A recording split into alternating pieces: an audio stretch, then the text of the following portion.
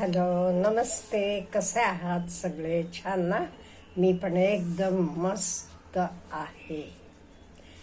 आज आपला विषय आहे अगदी आपले जवळचा, म्हणजे symptoms of old age and how we should take care किंवा how we should face it. उतार वयाची लक्षणे आणि आपण काळजी कशी घ्यावी. आता लक्षणे आधी म्हणायचे आधी एक जगभरातला सर्वे झाला होता, लोकांना कशाची भीती वाटते म्हणून. तेव्हा ते असं आलं, प्रत्येकाला मरणाची भीती वाटते. जास्तीत जास्त भीती आहे ही मरणाची भीती. आणि तेथही 60 नंतरचे लोकांचे मनात ही भीती जास्त दिसून आली. ते आपण ही भीती कशी घालवायची? आपण मरण कसं थांबवू शकतो? आपला जन्म थांबवला तर मरण थांबवू शकतो. आपला जन्म झाला नाही की मरण नाही, पण जन्म थांबवायचा आपल्या हातात आहे का? नाही. म्हणजे जन्म आपल्या हातात नाही, तसंच मरण पण आपल्या हातात नाही. म्हणजे जे कोणी जन्म घेतो त्याला मरण हे आहे. तुम्ही हवं ते सम्राट अशोकाचं बघा, अकबर बादशाह बघा, एवढे मोठे बादशाह, शिवाजी महाराज. ह्या लोकांकडे एवढं सैन्य होतं, एवढे लोक होते, एवढी संपत्ती होती. सगळं असलं तरी त्यांचं मरण थांबलं का? नाही. किती ग्रेट सायंटिस्ट बघा. तुमचे आवडते कोणी कलाकार असतील, राजकारणी असतील, इंदिरा गांधी घ्या, लता दीदी घ्या, वाजपेयी घ्या, कोणाचं मरण थांबलं? ग्रेट होती ही माणसं, जगाला हवीशी होती, पण मरण थांबलं त्यांचं नाही. म्हणजे मरण हे कोणी थांबवू शकत नाही. त्यामुळे आपण मरणाची भीती बाळगायची नाही. Am I right? बिलकुल भीती बाळगायची नाही. प्रत्येकाला आहे हे, पण आता आपण आपल्या हातात काय करायचं आहे हे आपण करू शकतो का? म्हणजे आपलं काम आपण इथेच सोडून जाणार. जाताना आपण काही घेऊन जात नाही. त्यामुळे जे काही कर्म करतो, जे काही कार्य करतो, तर आपण इथेच सोडून जायचं. म्हणून आपण कार्य चांगलं करायचं. चांगलं करायचं म्हणजे काय? दुसऱ्याला त्रास द्यायचा नाही, दुसऱ्याची प्रॉपर्टी ओढून आपली करून घ्यायची नाही. आता भावांचं असलं की कित्येक वेळा आपण बघतो की त्यामुळे असलं कुठलंही करायचं नाही. ऑनेस्टली जगायचं का? म्हणजे जाताना आपण सगळं इथेच सोडून जाणार, कोणी काही नेणार नाहीये. मग उगीच हे ना असं केलं, हे नाव कशाला वाईट घेऊन जायचं? त्याच्यापेक्षा आपले भावाचं नियमानं आहे तर त्याचं त्याला देऊन टाकायचं. त्यामुळे आपलं वागणं म्हणजे भावाचं, म्हणजे मी एक्झाम्पल दिलं, आपलं वागणं आपण व्यवस्थित ठेवायचं. कोणालाही फसवायचं नाही, चोरी करायची नाही, खोटं बोलायचं नाही, काही असलं करायचं नाही. त्यामुळे आपलं कर्म चांगलं करत राहायचं. त्यामुळे भीती बिलकुल बाळगायची नाही का? म्हणजे आपल्या आधीचे लोक, आपलेच, आता माझे ते आई वडील असतील, आजी आजोबा असतील, हे सगळे गेलेलेच आहेत. मग काय, त्यांच्यासारखं आपणही जाणारच आहोत. त्यामुळे काही भीती बाळगायची नाही. हे झालं. आता हे सगळं आपण सिम्पटम्स काय आहेत किंवा ते एक्सेप्ट कसे करायचे. आता पहिलं सिम्पटम म्हणजे ग्रे हेअर.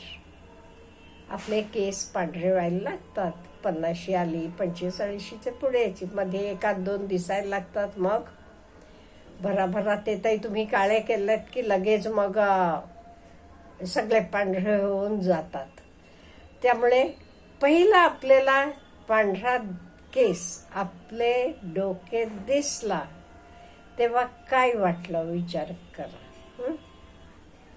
आनंद तर कोणाला वाटलेला नसणार. त्यामुळे आपले सिम्पटम्स मधलं पहिलं सिम्पटम केस पांढरे होणं. हल्ली छोटे मुलांचे म्हणजे लवकर व्हायला लागतात, त्यांना मी हे ॲड करत नाही. हे नॅचरल सिम्पटम्समध्ये 45-50चे पुढे लागतात. त्यांना चष्मा लागते. काही एक्झेप्शन्स असतील त्यांना लागत नाही. अगदी जे योगा, प्राणायाम, शीर्षासन वगैरे व्यवस्थित करणारे लोकांना 60-70लाही लागत नाही असे केसेस मी बघितलेले आहेत स्वतः, म्हणून म्हणते. नाही ते चष्मा लागतो. हळूहळू कानाला ऐकू येणं कमी होत जाते. आणि महत्त्वाचं होते म्हणजे पाय दुखायला लागतात. कोणाला गुडघे दुखतात, कोणाला पाय दुखतात. हे सगळं व्हायला लागते.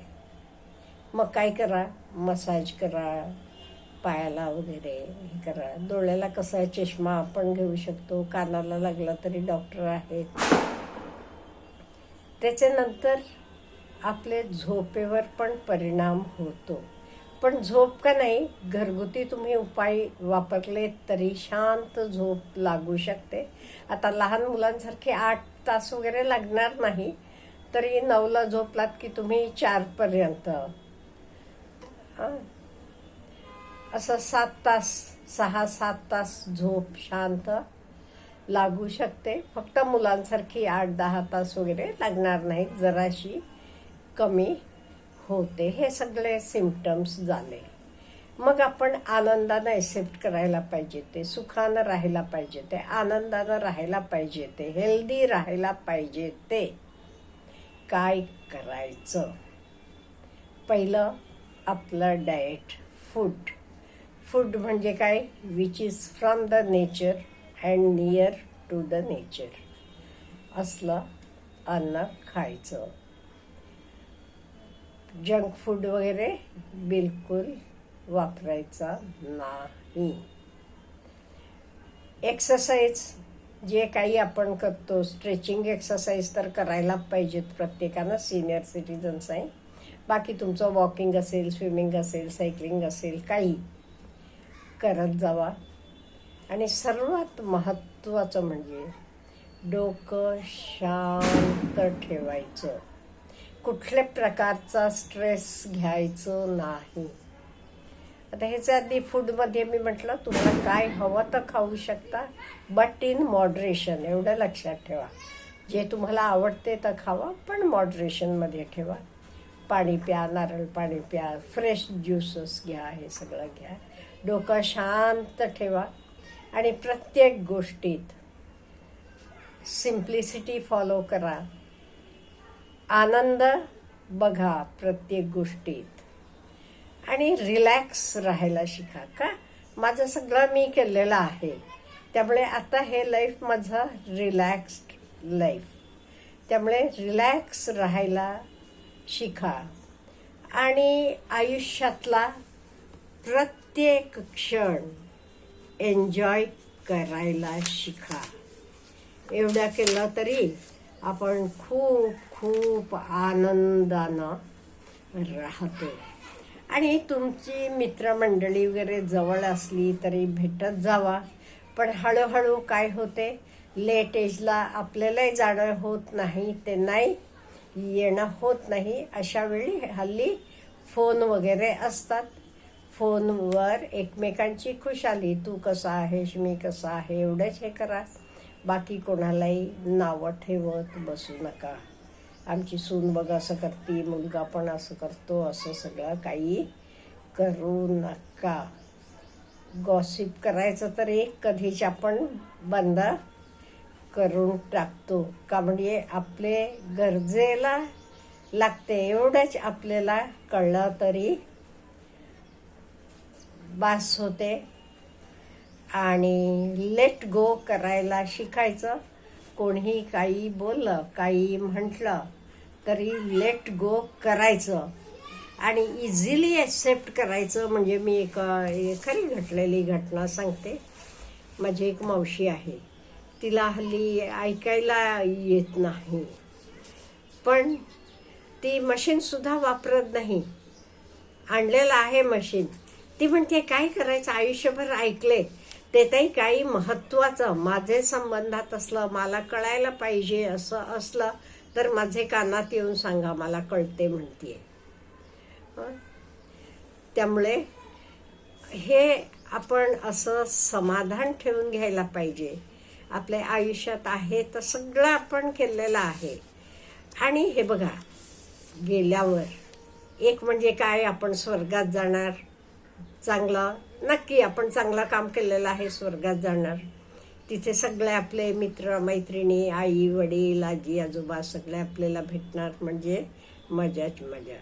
नो डाऊट काय तर लेखाचार करताना पीटरनं काही चुका केल्या असल्या, नरकात गेलो तरी हरकत नाही. तिथे भरपूर मित्र असणारच, आपले मित्र मैत्रिणी, मजेत राहायचं. त्यामुळे हा विचार करायचाच नाही. मेन म्हणजे स्वर्ग नरक आहे नाही हे मला माहीत नाही आहे, मी चेष्टेनं म्हटलं. माझे मताना मेला माणूस म्हणजे संपलं असं माझं स्वतःचं मत आहे. पण आपण आपले सगळे ग्रंथातनं वाचतो स्वर्ग नरक वगैरे, म्हणून मी म्हटलं कुठे गेलो तरी पण आपण शक्यतो काम एवढं छान करायचं की आपली ॲडमिशन स्वर्गात होईल अशी. त्यामुळे काही काळजी घ्यायची नाही, काही विशेष तयारी करून घ्यायची नाही. मन जरा रिलॅक्स ठेवायचं, समाधानी राहायचं, सुखी राहायचं. हवं तर खायचं पण विदिन मॉडरेशन, लिमिटमध्ये. आवडलं म्हणून हो म्हणून खात गेलो असं करायचं नाही. यंग एजमध्ये करत असलो तरी. त्यामुळे आवडीचं खायचं प्यायचं, आरामशीर राहायचं. सिनियर सिटीजन्स क्लब वगैरे असले, तुम्हाला आवडत असलं तर जात जावा. लाफ्टर क्लब वगैरे असले तरी त्याला जॉईन व्हा. एकूण आपलं आयुष्य आनंदात ठेवायचं. काळजी करण्यासारखं काही नाही. का म्हणजे आपलं मरण कधी येणार हे कोणाला माहीत नाही, कुठे येणार हेही माहीत नसते. त्यामुळे आता मी बोलत असले तरी दुसऱ्या क्षणाला मी आहे नाही मला माहीत नाही. But I am happy about it. काय माझं काम मी व्यवस्थित अगदी शेवटपर्यंत केलेलं आहे. त्यामुळे ह्या दृष्टीनं आपण राहायचं, काही काळजी करायची नाही. लोकालाही आनंद द्यायचा, आपणही आनंदात राहायचं. आपल्याकडे देण्यासारखं असलं की लोकांना देत जायचं. आणि देवाला, आईवडिलांना, निसर्गाला जे काही आपल्याला मदत केलेलं आहे ह्या जगात लोकांनी, निसर्गानं, कोणी प्राणी पक्षी कोणी असू देत, ते सगळ्यांना थँक्यू म्हणायचं, ग्रॅटिट्यूड द्यायचं आणि आनंदानं राहायचं. तुम्हाला काही ह्याच्याबद्दल बोलायचं असलं तर नक्की मला कॉमेंट बॉक्समध्ये कळवा. Have a nice day.